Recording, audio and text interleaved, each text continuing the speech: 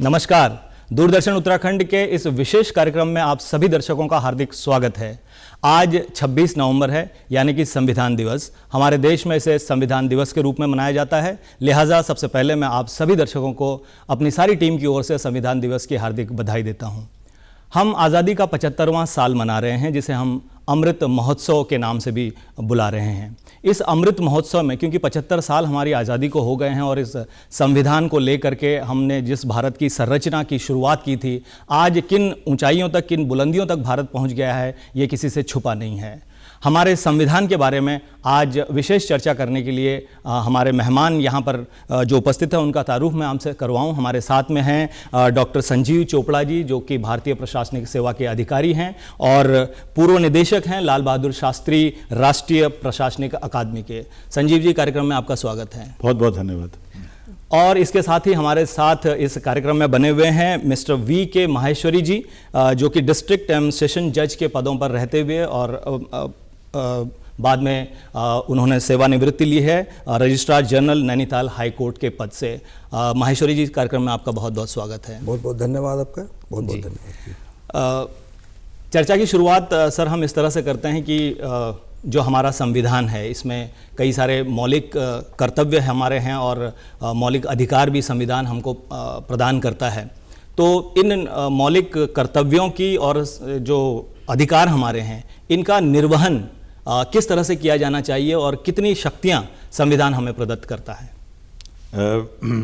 देखिए, सबसे इम्पोर्टेंट बात तो ये है कि हमारा संविधान जी हमको बहुत सारी फ्रीडम्स देता है जी। अगर हम शुरू ही करें तो द संविधान starts by saying we the people of India, मतलब हम भारत के लोग अपने आप को ये संविधान दे रहे हैं। आपने अभी फंडामेंटल ड्यूटीज़ की भी बात की। ये फैक्ट ये भी हमें टेबल पे रखना होगा कि जब संविधान बना था तो उस समय फंडामेंटल ड्यूटीज़ इसके अंदर इम्प्लिसिट थी, लेकिन उसको एक्सप्लिसिट तौर पे 42nd अमेंडमेंट के तहत दिया गया जब हमने 51A को ऐड किया। मूल जो पॉइंट हमें भारत के संविधान के बारे में देखना है वो ये, we the people of India having solemnly resolve to constitute India into a sovereign democratic republic. और बाद में इसमें हम अमेंडमेंट्स ला सकते हैं, इसमें हम चेंज ला सकते हैं। ये एक लिविंग डॉक्यूमेंट है, इसीलिए तो 104 बार हमने इसको अमेंड भी किया है। So this is the strength of the constitution ji. अगर कोई कॉन्स्टिट्यूशन बहुत रिजिड हो जाता है तो उसके अंदर फिर हम चेंज करना मुश्किल हो जाता है। और एक और बड़ी महत्वपूर्ण बात यह है कि दुनिया के कई संविधानों में एक इन्वोकेटरी पार्ट है जिसमें वो कहते हैं कि ये भगवान की देन है या अल्लाह की देन है या क्राइस्ट की देन है या किसी महापुरुष की देन है। हमारे कॉन्स्टिट्यूंट असेंबली में बहुत बहस हुई कि क्या इसमें ये कहा जाए कि ये महात्मा गांधी की देन है, तो इट वाज डिसाइडेड कि no, this is an enactment which all the people of India have decided to give to us. And that is, I think, the biggest strength of this constitution. तो न भगवान की then है, न किसी नेता की देन है, ये भारत के लोगों की देन है, उन्हीं के लिए। और हम इसको इवॉल्व करेंगे, इसको जिस स्वरूप में देखना चाहें, ये बड़ी जबरदस्त फ्रीडम है ये जी। माहेश्वरी जी, आपसे मैं जानना चाहूँगा कि जब संजीव चोपड़ा जी कह रहे हैं कि ये भारत के लोगों के लिए बनी हुई चीज़ है और भारत के लोगों ने ही स्वतः को इसको दिया है, तो आम व्यक्ति के लिए संविधान का क्या महत्व है? सर्वप्रथम मैं आज के इस दिवस पर सभी दर्शकों का एवं सभी नागरिकों का जी अभिनंदन करना चाहता हूँ, उन्हें प्रणाम करना चाहता हूँ, नमन करना चाहता हूँ। ये बताना चाहता हूँ कि आज का दिवस हम सब नागरिकों के लिए एक बहुत महत्वपूर्ण दिवस है, जो हम सब लोगों को बहुत उत्सव की तरह मनाना चाहिए, एक त्यौहार के रूप में मनाना चाहिए। जहाँ तक संविधान की उपयोगिता की बात है, आम व्यक्ति के जीवन में संविधान का बहुत महत्वपूर्ण है, क्योंकि संपूर्ण देश की व्यवस्था केवल इस संविधान के अनुरूप चलती है। संविधान जो है कि सुप्रीम लॉ है, महत्वपूर्ण कानून है, कोई ऐसा कानून नहीं बन सकता जो कि संविधान से ऊपर हो।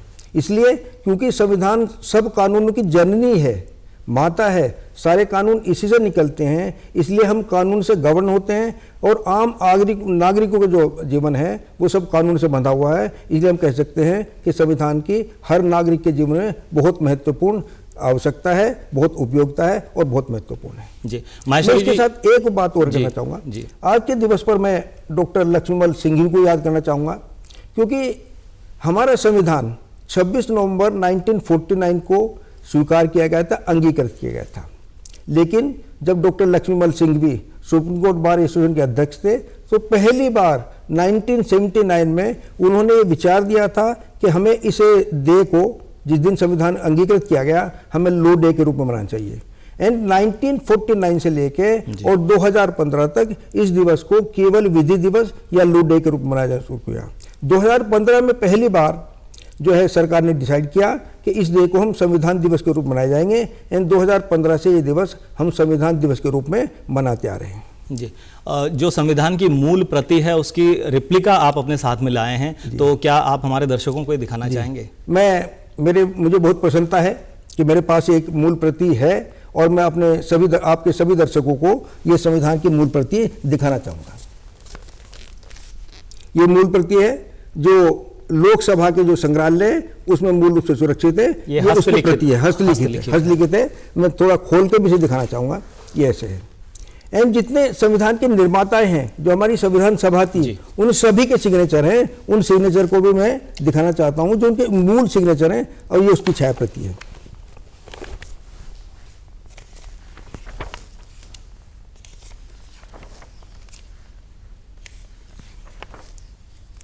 और ये बहुत ही प्रसन्नता का विषय है। इसमें मैं एक चीज़ और बताना चाहूँगा कि जो पहला जो कॉन्स्टिट्यूशन ऑफ इंडिया था वो सर्वे ऑफ इंडिया ने पब्लिश किया था, जो हमारे देहरादून में स्थित है। देहरादून और उत्तराखंड राज्य के लिए बड़ी गर्व की बात है कि जो सर्वे ऑफ इंडिया जो यहाँ की संस्था है, सबसे पहली जो प्रतियां थी संविधान की वो हमारे यहाँ प्रिंट की गई।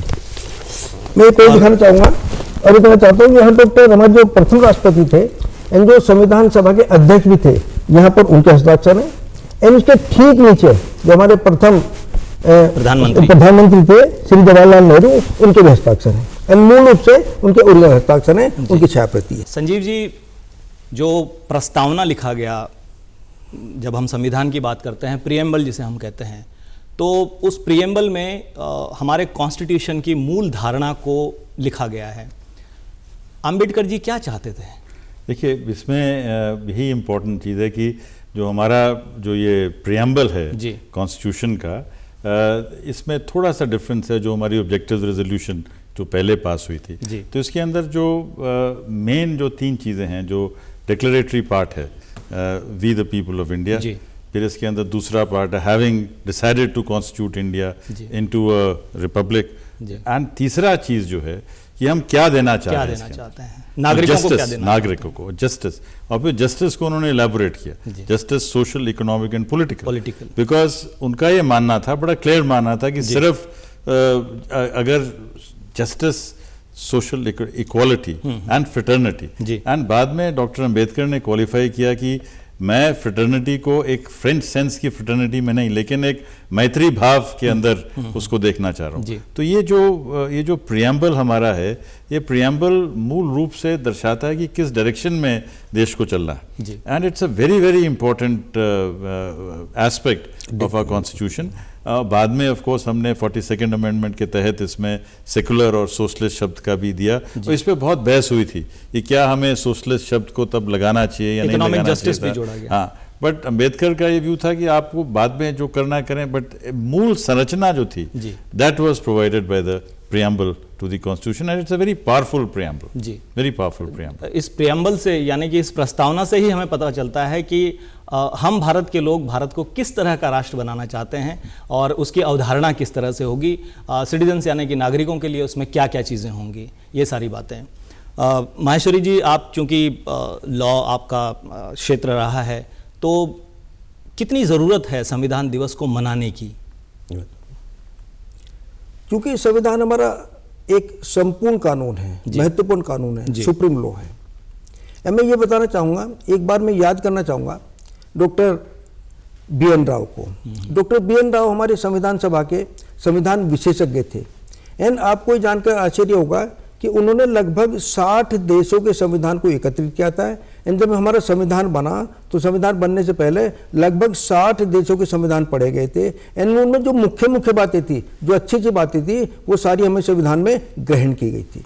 लेकिन जहाँ तक संविधान बनने की बात है, ये बताना चाहूँगा कि दुनिया में कहला विश्व में अमेरिका एक देश है कि जहां पर पहली बार ऐसा हुआ था कि संविधान सभा गठित की गई थी एंड उस संविधान सभा को ये काम सौंपा गया था कि आप संविधान का निर्माण करें, एंड तब उन्होंने संविधान का निर्माण किया था। उसके उपरांत बाकी देशों ने भी ऐसे संविधान बनाए और वहीं से विचारधारा लेके हम लोगों ने ये निर्णय लिया था कि हम भी एक संविधान सभा का गठन करेंगे और वो संविधान सभा ही हमारे संविधान का निर्माण करेगी। पहली बार जो मांग हुई थी कि हमारी संविधान सभा गठन हो चाहिए, ये 1934 में श्री एम.एन. राव ने की थी। एम.एन. रे जो थे वो एक कम्युनिस्ट थे जो रशिया भी जाते रहते थे, वो वहाँ से प्रभावित थे। उन्होंने 1934 में पहली बार ये मांग की थी कि हमारे यहाँ संविधान सभा का गठन हो चाहिए ताकि संविधान का निर्माण हो सके। जहाँ तक ऑफिशियल बात है, 1938 में फैजपुर सम्मेलन में श्री जवाहरलाल नेहरू उसके अध्यक्ष थे कांग्रेस के, और कांग्रेस उस अधिवेशन में पहली बार ये ऑफिशियल मांग की गई थी कि हमारे यहाँ संविधान सभा का गठन किया जाए ताकि हमारे संविधान का निर्माण हो सके जी। लेकिन संविधान सभा का जो गठन हुआ था वो 1946 में हो पाया जी। तो इसीलिए संविधान की, अगर आप थोड़ा इजाजत दें, इसमें एक जो बड़ी खूबसूरत बात है कॉन्स्टिट्यूंट असेंबली की, वो ये थी कि पीपल ऑफ इंडिया में हमने जो भारतीय जो ये 562 स्टेट्स थी, इन प्रिंसली स्टेट्स, इनके रिप्रेजेंटेटिव्स को भी इंक्लूड किया, क्योंकि अगर इनको इंक्लूड नहीं किया गया होता तो शायद इंटीग्रेशन ऑफ स्टेट्स में मुश्किल होती। इसलिए, और ये बड़ा क्लियर था, इस पे एक बड़ा द्वंद्व चला कि क्या जो रिप्रेजेंटेटिव आएगा किसी प्रिंसली स्टेट का, क्या उसकी नॉमिनेशन उसका राजा करेगा या उसकी नॉमिनेशन वहाँ की प्रजा करेगी। तो इस पे बहुत बड़ी बहस चली और लगभग मोस्ट प्रिंसली स्टेट से जो रिप्रेजेंटेटिव लोगों के थे वो हुए। कुछ जगह पे ये नहीं हो पाया, लेकिन मोस्टली जो एफर्ट था कि जो संविधान बनेगा उसके अंदर ना केवल ब्रिटिश इंडिया की जो 11 बाद में 9 प्रोविंसेस के रिप्रेजेंटेटिव्स, लेकिन जो हमारी जो प्रिंसली स्टेट्स हैं उनका रिप्रेजेंटेटिव है। इससे जो इंटीग्रेशन ऑफ स्टेट्स हुई बाद में, उसमें बहुत सुविधा हुई, क्योंकि अगर ये उसमें पार्टिसिपेट नहीं किए होते तो शायद जो सरदार पटेल इंटीग्रेट कर पाए 562, और वो भी देखिए 3 साल के पीरियड के अंदर, लेस देन 3 years, बिकॉज 15 अगस्त से लेके उस समय तक हम इनको ले पाए। दूसरी चीज जो बहुत महत्वपूर्ण ये है कि we have described ourselves that we have not said that India is the United States. India is not united, it is the union of states. Union of states. Which means कि भारतीय संविधान के तहत हम अलग अलग अमेंडमेंट के साथ किसी भी स्टेट की रूपरेखा उसका 2 स्टेट्स में उसका पार्ट करना वो बहुत इजी हो जाता है। जैसे हम अमेरिका की किसी स्टेट का विभाजन नहीं कर सकते, लेकिन हमारे यहाँ काफी सरलता के साथ उत्तराखंड बना, छत्तीसगढ़ बना, ये बना, और आंध्रा स्टेट जब से, तो ये एक बड़ा एक जिसको कहा जा सके बहुत फोरसाइट थी हमारे पॉलिटिकल लीडरशिप में उस समय, to not give us a constitution which is so rigid which can not be changed. तो बहुत ही दूरदृष्टि वाली बात आपने की कि हमारे जो संविधान के निर्माता थे उनकी दूरदृष्टि थी, और उसी का परिणाम है कि आज हम ये सब देख पा रहे हैं। और बड़ा स्मूथ हो जाता है जब आप कह रहे हैं कि राज्यों का गठन करना या किसी तरह की और प्रक्रिया को करना।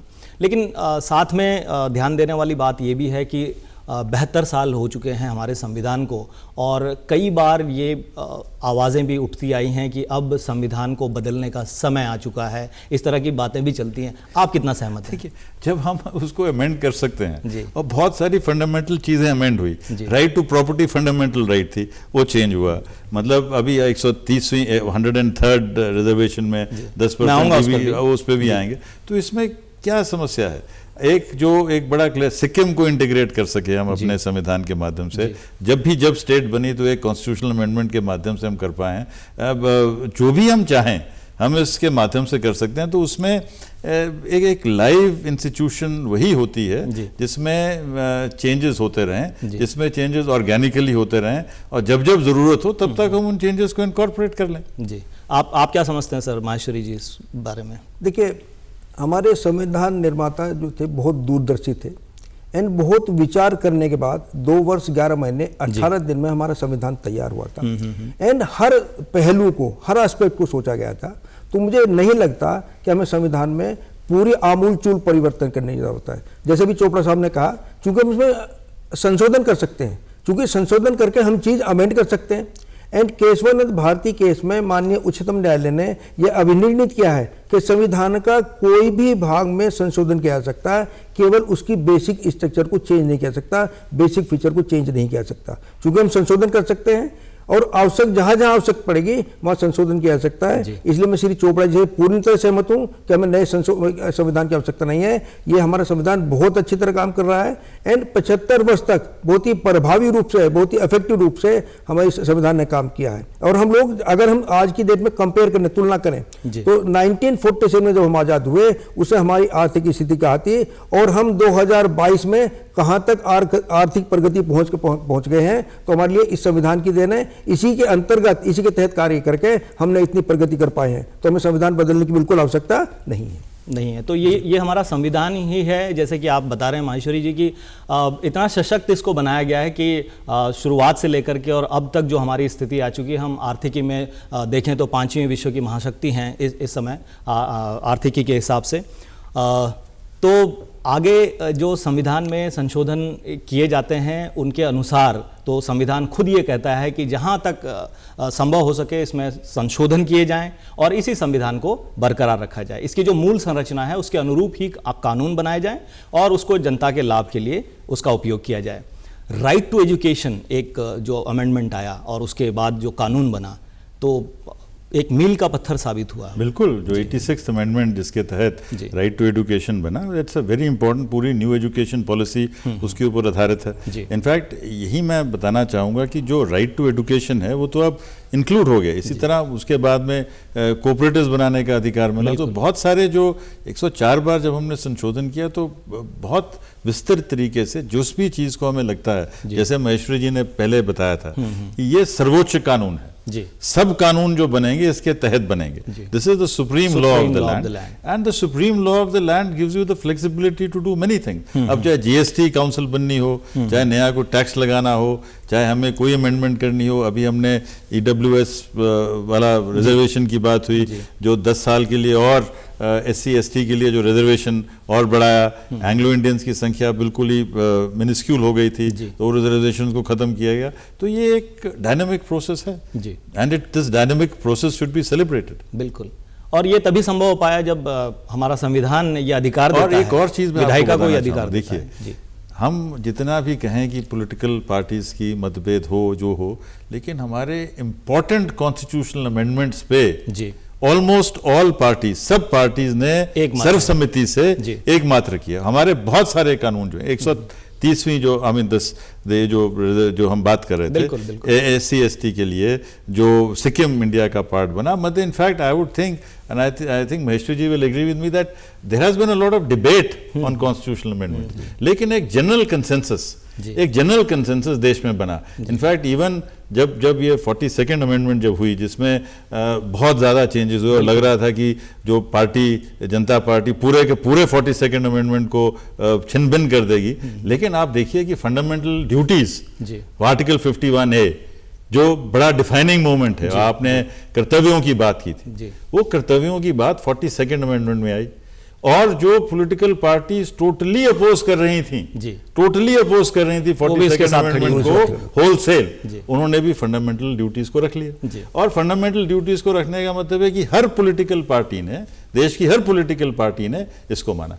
एक और अमेंडमेंट है सर जो मैं रेफर करना चाहूंगा, 16th constitutional amendment. 16th constitutional amendment के तहत जो एक समय में सदर्न स्टेट्स में एक अलगाव की जो भावना थी, तब जो ओथ, जब जो फॉर्मेशन जो ओथ था कि मैं भारत की, I believe in the unity and territoriality integrity, तो हर MP को जब ये ओथ लेना पड़ा तो इससे जो अलगाव की भावना थी वो भी खत्म हुई। तो I think 16th constitutional amendment is also very very important amendment. Actually her amendment important है, लेकिन नेचुरली कुछ अमेंडमेंट्स थोड़ी ज्यादा सिग्निफिकेंस। तो सरकार बनाने वाली कोई भी राजनीतिक पार्टी हो, उनका किसी भी तरह का मत हो, लेकिन जहां पर कल्याणकारी राज्य की बात आती है, क्योंकि वेलफेयर स्टेट की जो मूल धारणा है हमारे संविधान की, वहां पर सब एक मत नजर आते हैं। तो इसमें आप क्या कहना चाहते हैं? हमारे संविधान की सबसे महत्वपूर्ण बात यह है कि हर नागरिक को ही नहीं, कुछ और लोगों को भी हमारे कुछ मौलिक अधिकार प्रदान किए गए। एंड सबसे जो महत्वपूर्ण मौलिक अधिकार हैं वो अनुच्छेद 19 में दिए गए हैं। हर व्यक्ति को अपनी अभिव्यक्ति का अधिकार है, हर व्यक्ति को अपने प्रोफेशन का अधिकार है, हर व्यक्ति को कहीं यूनियन बनाने का, एसोसिएशन फॉर्म करने का अधिकार है। ये सारे महत्वपूर्ण अधिकार हैं। लेकिन इन महत्वपूर्ण अधिकारों के साथ साथ जो 42वें संशोधन में जो ऐड किए गए हैं और जिसकी आप चर्चा करते आ रहे हैं, जो हमारी ड्यूटीज हैं, जो हमारे कर्तव्य हैं, उनकी तरफ हमारा ध्यान नहीं जाता। तो आज के दिवस में हमें यह अधिकार करना चाहिए कि जहां हमारे संविधान ने हमें अधिकार दिए हैं, आम नागरिक को अधिकार दिए हैं, वहीं पर कुछ कर्तव्य भी बनाए गए हैं। एंड वो कर्तव्य हम कहीं एनफोर्स नहीं कर सकते, किसी न्यायालय के द्वारा या किसी व्यवस्था एनफोर्स नहीं कर सकते। हर नागरिक का एक कर्तव्य है कि वो सब उन्हें पढ़े, उन पर विचार करे, उनका पालन करे। अगर हमें देश को वो ऊंचाई तक ले जाना है तो हमें उन कर्तव्यों का ध्यान करना पड़ेगा, उनका पालन करना पड़ेगा। जब तक हम स्वयं आम नागरिक उन कर्तव्यों का पालन नहीं करेंगे, हम ये नहीं कह सकते कि हम जो, जैसा आपने बताया कि टेररिज्म से या और जो आतंकी गतिविधि होती हैं या क्रिमिनल एक्टिविटी है, उनसे हम मुक्ति पा सकें। मुक्ति पाने का एक तरीका है कि हम अपने कर्तव्यों का बिल्कुल गहराई से और निश्चित मन से उनका जो है अनुपालन करें, उनका पालन करें। अगर हम पालन करेंगे तो एक तरह से देश की सेवा होगी, राष्ट्र की सेवा होगी, आम जनता की सेवा होगी। तो कहने का अर्थ ये है कि संविधान जो है हमारा वो इतना फ्लेक्सिबल है इस दिशा में कि 100 गुनाहगार छूट जाएं कोई बात नहीं, लेकिन एक निर्दोष को सज़ा नहीं होनी चाहिए।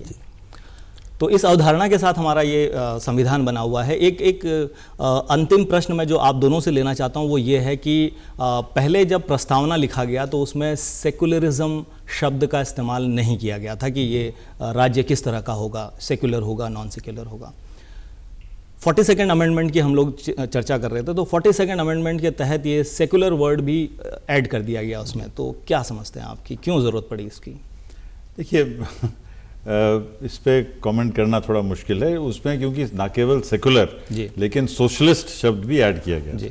देखिए, अब ये दोनों जो टर्म्स हैं, सेकुलर और सोशलिस्ट, इनकी इंटरप्रिटेशन बहुत वाइड है। नहीं, मतलब मैं आपसे ये जानना चाहता हूँ कि जब हम वसुधैव कुटुंबकम की बात करते हैं, हम सर्वे भवन्तु सुखिनः की बात करते हैं, तो ये कहाँ से आ गया? नहीं, देखिए, मैंने जैसे कहा कि कुछ चीज़ें ऐसी हैं जिनकी इंटरप्रिटेशन इतनी वाइड है कि उस पर कमेंट करना बड़ा मुश्किल है। अब सोशलिज्म, इसको हम क्या मानते हैं? Socialism could mean complete state control, it could mean equitable system in society, as the concept of secularism as defined in the West, concept of secularism defined here. क्योंकि देखिए, इसमें पंथ निरपेक्ष जो इसका जो ट्रांसलेशन है वो धर्म निरपेक्ष नहीं है, पंथ निरपेक्ष। तो देखिए, इसमें ठीक है, मतलब इसमें क्योंकि इस पे एक किस्म से देखा जाए तो 42nd अमेंडमेंट आई, उसके बाद में इसको किसी ने चेंज नहीं किया।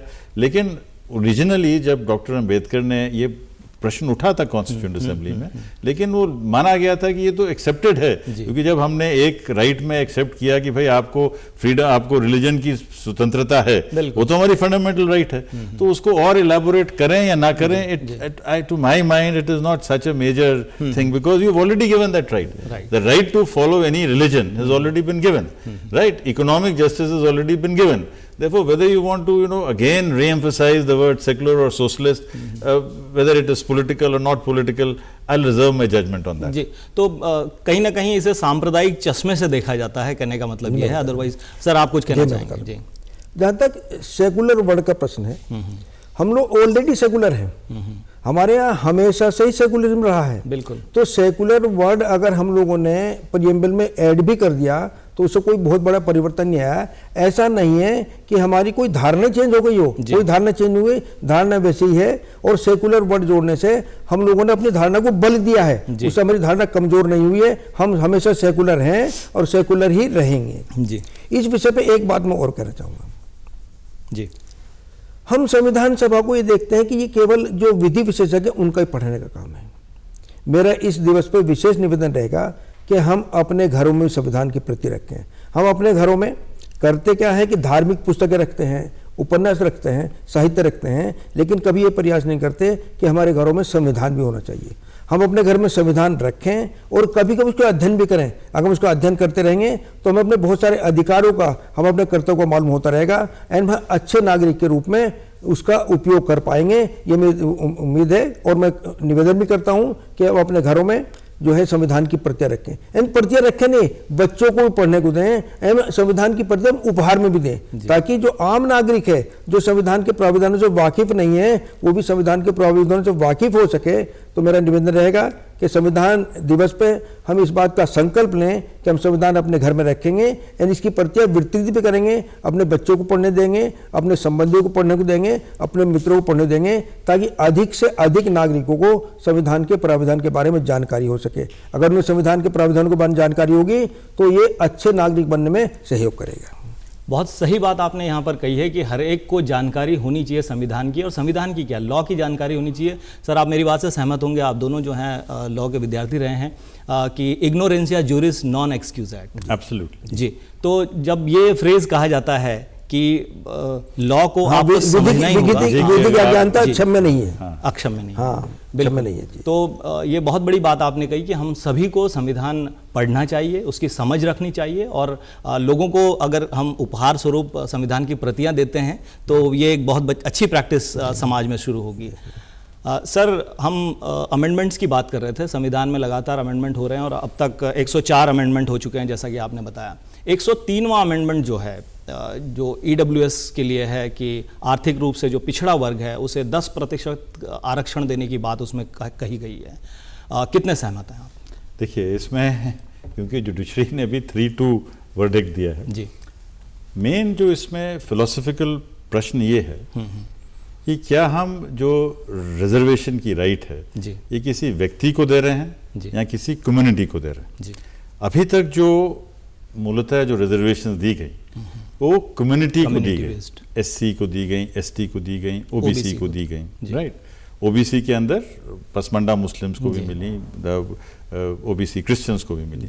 लेकिन ये पहली बार है जब एक इंडिविजुअल को इर्रिस्पेक्टिव ऑफ कास्ट और जेंडर और एनीथिंग उसको रिजर्वेशन मिल रही है। तो ये एक बहुत डिफाइनिंग मोमेंट है भारत के इतिहास में, बिल्कुल, क्योंकि पहली बार ये चीज को हम रिकॉग्नाइज कर रहे हैं कि डिप्रिवेशन न केवल ग्रुप के बेसिस पे हो सकती है, लेकिन डिप्रिवेशन एक इंडिविजुअल के लिए भी हो सकती है। तो मेरे ख्याल से तो ये एक पॉजिटिव स्टेप है, बिल्कुल, because this is the trend. Because और डॉक्टर अंबेडकर ने भी एक बार कहा था कि the constitution of India is meant for the individuals of India. Right. It is not the confederation of various communities of India. और जो रिजर्वेशन की जो पहले जो शुरू में था, it was for a particular period, बाद में मंडल कमीशन के बाद OBCs के लिए एक्सटेंड हुआ, और अल्टीमेटली जो पर्पस है किसी भी रिजर्वेशन का वो ये है कि हम जो लोग किसी भी तरीके से पिछड़े हुए हैं, किसी भी तरीके से जिनको वो राइट्स नहीं मिल पाई जो बाकियों को मिली हैं, तो उनको एक किस्म से प्रोत्साहन मिलना चाहिए। तो I think it's a positive step, and it is also positive step because it sets a new trend in the way India will define her legal position, and it is a new step in India's jurisprudence. मैं चोपड़ा साहब की बात में एक बात और add करना चाहूँगा। मैं पूरी तरह सहमत हूँ।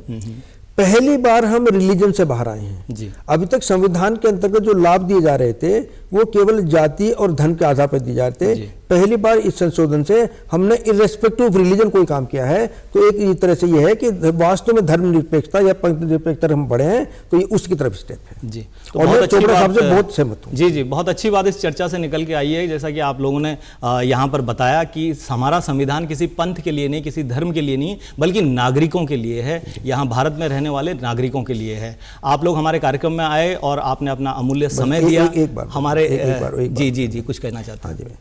इस दिवस पर मैं विशेष रूप से डॉक्टर भीम राव अंबेडकर को एंड सरदार पटेल को अपनी श्रद्धांजलि सुमन अर्पित करना चाहता हूं, क्योंकि डॉक्टर भीम राव अंबेडकर जी होते हैं हमारी प्रारूप सभा के अध्यक्ष थे। एंड जो संविधान का हम प्रारूप देखते हैं ये उन्हीं की मेहनत का, उन्हीं के परिश्रम का परिणाम है।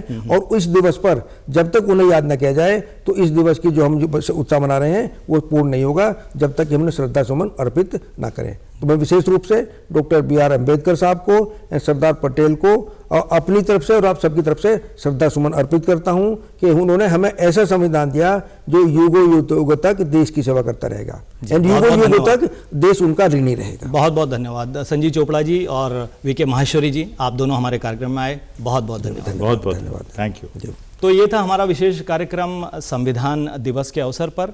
उम्मीद है आप सभी को पसंद आया होगा। हमें न केवल अपने मौलिक अधिकारों की चिंता करनी है, बल्कि उसके साथ साथ जो हमारे कर्तव्य हैं उनका भी निर्वहन एक सच्चे नागरिक की तरह करना चाहिए। अब मुझे और सारी टीम को दीजिए इजाज़त। नए कार्यक्रम में फिर आपसे मुखातिब होंगे। नमस्कार।